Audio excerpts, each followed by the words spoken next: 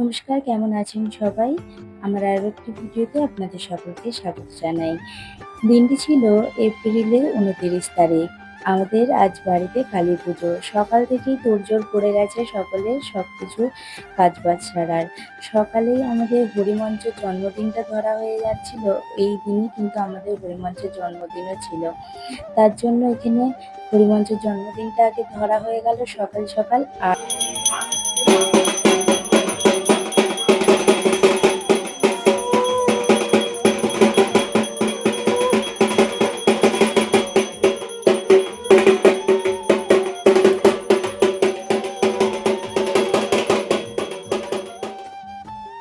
বাড়িতে পুজো বলে কথা, তা বাড়ির মানুষজন কাজ না করলে কিভাবে হবে? তো সবাই কোমর বেঁধে একদম লেগে পড়েছে কাজের জন্য।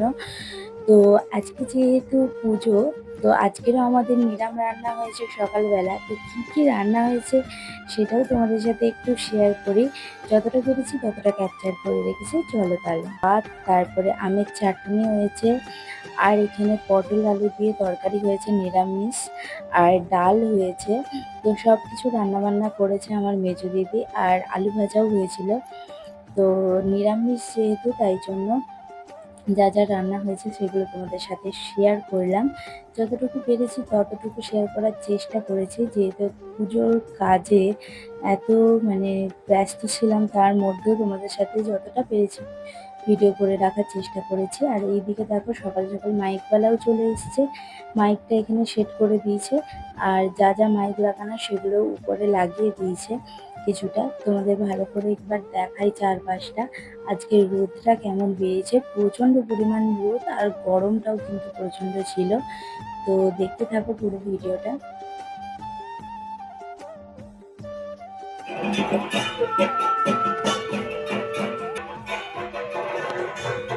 দীর্ঘ অপেক্ষা করার পরে ঠাকুর কিন্তু আমাদের বাড়িতে পৌঁছে গেছে। তো তাই জন্য সবাই এগিয়ে এসেছি মাকে আমাদের বাড়ি নিয়ে যাওয়ার জন্য। তো আমরা অনেকেই যাইনি ঠাকুর আনতে, শুধু আমার বাবা, দাদা বুড়া গিয়েছিল, তোমাদের দাদাভাই গেছিল। তো আমরা এখানে সামনেই বাড়ির কাছেই একটু এগিয়ে এসেছিলাম। তো তোমরাই দেখে নাও কেমন হয়েছে মাকে দেখতে অবশ্যই, আর কমেন্ট করে জানাতে ভুলবেন না কেমন লাগছে ভিডিওটা। আর খুব তাড়াতাড়ি আরও ভিডিও আসবে, যতটা সম্ভব তোমাদের সাথে সবটাই শেয়ার করবো।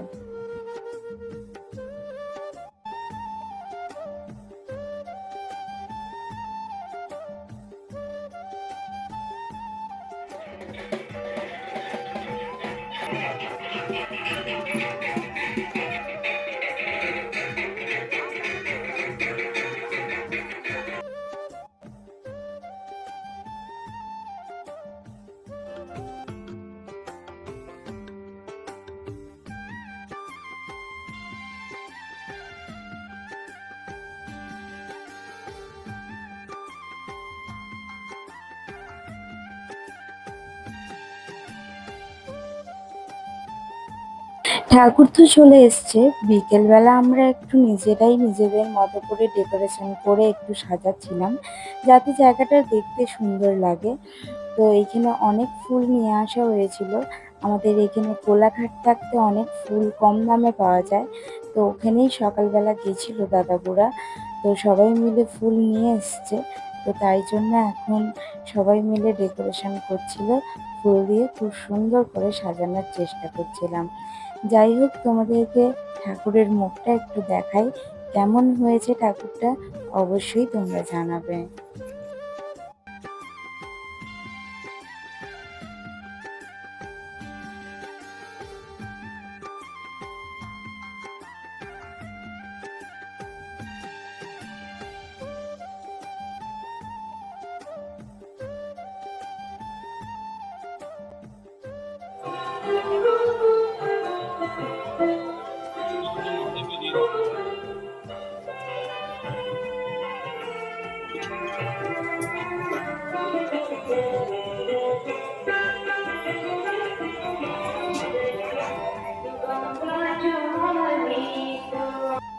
ফুল ডেকোরেশন করতে যেয়ে এতটাই দেরি হয়ে গেছে যে আলপনাই দেওয়া হলো না আমার ঠিক করে।